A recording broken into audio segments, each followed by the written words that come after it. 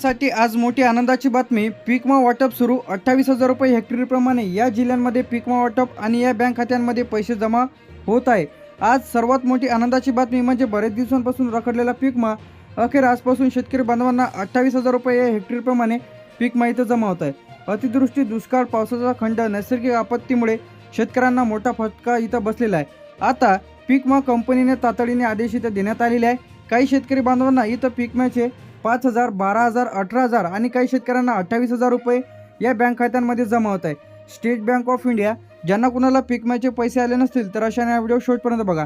याचप्रमाणे bank of Maharashtra, central bank, यानंतर Punjab national bank, HDFC bank, ICICI bank, Gramin bank, post payment bank, तर अशांमध्ये तुमचे पैसे तर जमा होत आहे.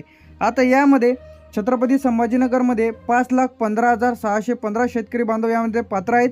यांसाठी निधी 233.85 कोटी रुपये इथं मंजूर झालेला आहे आणि वाटप देखील सुरू झालेलं आहे. नाशिकमध्ये 3,25,874 शेतकऱ्यांना 151 कोटी 24 लाख रुपये, अहमदनगरमध्ये 2,95,642 शेतकऱ्यांना 136 कोटी 54 लाख रुपये, पुणेमध्ये 3,45,214 शेतकऱ्यांना 159 कोटी 78 लाख रुपये.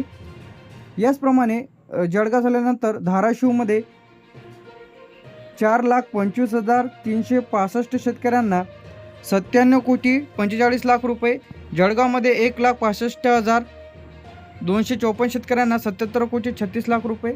यानंतर लातूरमध्ये 2,55,874 शेतकऱ्यांना 115 कोटी 36 लाख रुपये, परभणीमध्ये यामध्ये 3,10,541 शेतकऱ्यांना 142 कोटी 78 लाख रुपये, नांदेडमध्ये 1,75,214 शेतकऱ्यांना 82 कोटी 65 लाख रुपये, हिंगोलीमध्ये 60,254 शेतकऱ्यांना 27 कोटी 45 लाख रुपये, वाशिममध्ये 70,365 शेतकऱ्यांना 30 कोटी 18 लाख रुपये, अकोल्यामध्ये 1,15,642 शेतकऱ्यांना 52 कोटी 34 लाख रुपये, अमरावतीमध्ये 1,35,214 शेतकऱ्यांना 60 कोटी 75 लाख रुपये, यवतमाळमध्ये 1,05,874 शेतकऱ्यांना 46 कोटी 58 लाख रुपये.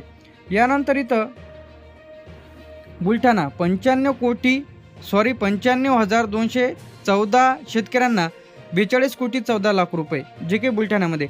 आता यामध्ये जे काही पीक आहे यामध्ये सोयाबीनसाठी जे की इथं जमा होत आहे 8 ते 28,000 रुपये इथं जमा होत आहे. आता कापसासाठी 10 ते 25,000, तुरीसाठी 6 ते 18,000, उडीदसाठी 5 ते 15,000, मुंगासाठी 4 ते 12,000, गहूसाठी 5 ते 14,000, हरभऱ्यासाठी 6 ते 16,000 आणि फळबागासाठी 15 ते 50,000. आता सोयाबीन, कापूस, तूर, उडीद, मूग, गहू, हरभरा फळ पीक आहे. तर याचप्रमाणे याचा जो काही पीक माहिती शेतकरी बांधवांनी इथं टप्प्याटप्प्याने जमा होत आहे. आता याचप्रमाणे आता जे की राहिलेले जे की जिल्हे आहे या जिल्ह्यांमध्ये देखील निधी इथं जमा होत आहे.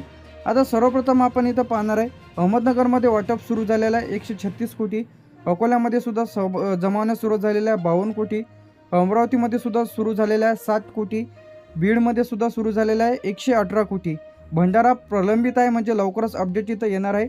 बुलढाण्यामध्ये 42 कोटी रुपये वाटप सुरू झालेलं आहे. चंद्रपूरमध्ये प्रलंबित आहे म्हणजे वाटप लवकरच सुरू होईल. छत्रपती संभाजीनगरमध्ये 223 कोटी रुपये इथं आलेले आहे. धाराशिवमध्ये 95 कोटी रुपये वाटप सुरू. यानंतर इथे आपलं धुळेमध्ये प्रलंबित आहे म्हणजे अपडेट यायची राहिलेली आहे. यानंतर इथे धुळे, गडचिरोली आणि गोंदिया हे तिन्ही जिल्हे इथं प्रलंबित आहे म्हणजे लवकरच इथं जमा होईल, अपडेट यायची राहिलेली आहे. यानंतर हिंगोलीमध्ये 27 कोटी, जळगावमध्ये 77 कोटी, जालन्यामध्ये 197 कोटी, कोल्हापूरमध्ये प्रलंबित आहे म्हणजे टाईम लागणार आहे. लातूरमध्ये वाटप सुरू झालेलं आहे 115 कोटी, मुंबई शहर, मुंबई उपनगर यामध्ये लागू नाही. यानंतर इथे नागपूरमध्ये प्रलंबित म्हणजे प्रतीक्षित आहे. नांदेडमध्ये वाटप सुरू झालेलं आहे 82 कोटी, नंदुरबारमध्ये प्रलंबित आहे म्हणजे टाईम लागणार आहे. यानंतर इथे आपलं नाशिकमध्ये वाटप सुरू झालेलं आहे 151 कोटी, पालघरमध्ये प्रलंबित आहे म्हणजे टाईम लागणार आहे. परभणीमध्ये वाटप सुरू झालेलं आहे 142 कोटी, पुणेमध्ये वाटप सुरू झालेलं आहे 159 कोटी, रायगडमध्ये टाईम लागणार आहे. रत्नागिरीमध्ये सुद्धा प्रलंबित आहे म्हणजे पेंडिंगमध्ये आहे. सांगलीमध्ये वाटप सुरू झालेलं आहे 88 कोटी, साताऱ्यामध्ये 91 कोटी, सिंधुदुर्गमध्ये टाईम लागणार आहे. सोलापूरमध्ये 104 कोटी, ठाणेमध्ये प्रलंबित आहे, वर्ध्यामध्ये प्रलंबित आहे, वाशिममध्ये 30 कोटी आणि यवतमाळमध्ये 46 कोटी याप्रमाणे वाटप सुरू झालेलं आहे. आता जे काही पेंडिंग जिल्हे जे आहे तर या पेंडिंग जिल्ह्यात लवकरच पीक माहिती जमा होईल. यामध्ये भंडारा आहे, चंद्रपूर, धुळे, गडचिरोली, कोल्हापूर, नागपूर, नंदुरबार, पालघर, रायगड, रत्नागिरी, सिंधुदुर्ग, ठाणे असे जे काही जिल्हे आहेत तर या जिल्ह्यांमध्ये टाईम लागणार आहे. आता यासाठी हेल्पलाईन नंबर आलेला आहे. ज्यांना कोणाला पीक मा आलेला नसेल तर अशांनी 14447 यावरती लगेच कॉल करा. सध्या पीक मा टप्प्याटप्प्याने जमा होत आहे. अनेक शेतकरी बांधवांना SMS आलेले आहे, काही शेतकरी राहिलेले आहे. जिल्ह्यानुसार बँकनुसार पैसे इथं जमा होत आहे. आता कोणाला पीक विम्याचे पैसे इथं जमा होत आहे हे आपण इथं पाहणार आहे. सर्वप्रथम ज्यांनी पीक विमा फॉर्म भरलेला आहे, ज्यांचा अर्ज मंजूर आहे, अतिवृष्टी, दुष्काळ किंवा पावसाच्या खंडामुळे नुकसान झालेले शेतकरी, आधार लिंक खाते असलेले, DBT सुरू असलेले, यामध्ये सोयाबीन, कापूस, तूर, उडीद, मूग, गहू, हरभरा आणि फळपिके उत्पादक शेतकरी, पीक पाहणी पूर्ण केलेले शेतकरी बांधव, क्रॉप इन्शुरन्स यावरती अर्ज तुमचा मंजूर आहे आणि क्लेम केलेला तुमचा अप्रूव्हल आहे, 72 तासाच्या तक्रार केलेली शेतकरी बांधव पीक विमा यादीमध्ये नाव आहे तर अशांना पीक विमा इथं जमा होत आहे. लगेच तुम्ही तुमच्या बँक खात्यात तपासा.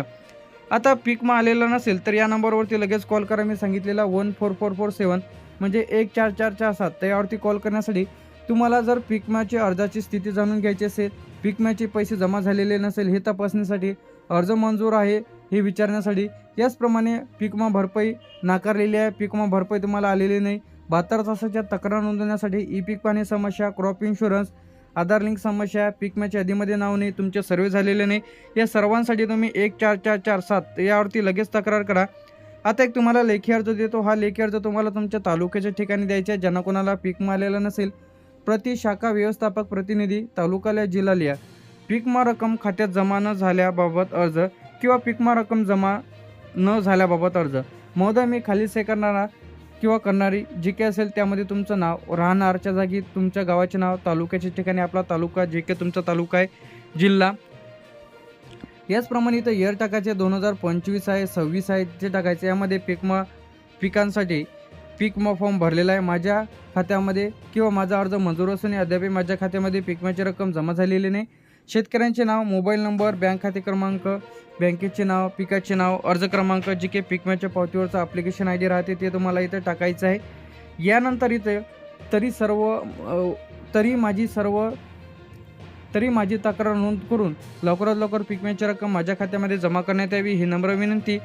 सिग्नेचर करून त्यासोबत तुम्हाला आवश्यक कागदपत्रे इथं जोडायचे आहे. आधार कार्डची झेरॉक्स, बँक पासबुकची झेरॉक्स, पीक विम्याची पावती, 7/12/8 पीक पाहणी केलेली असेल त्याचा स्क्रीनशॉट आणि मोबाईल नंबर इत्यादी डॉक्युमेंट्स तुम्हाला जोडून द्यायचे आहे. तर अखेर आजपासून जो काही पीक विमा आहे ते शेतकरी बांधवांच्या खात्यामध्ये इथं जमा होत आहे. असं नाही की सर्व जिल्ह्यात एकाच वेळी इथे येतील. आज मोठी आनंदाची बातमी म्हणजे 28,000 रुपये हेक्टरीप्रमाणे शेतकरी बांधवांच्या खात्यामध्ये पीक विमा इथं जमा होत आहे. तर लगेच शेतकरी बांधवांनी तुमच्या खात्यामध्ये पैसे आले की नाही लगेच तपासा.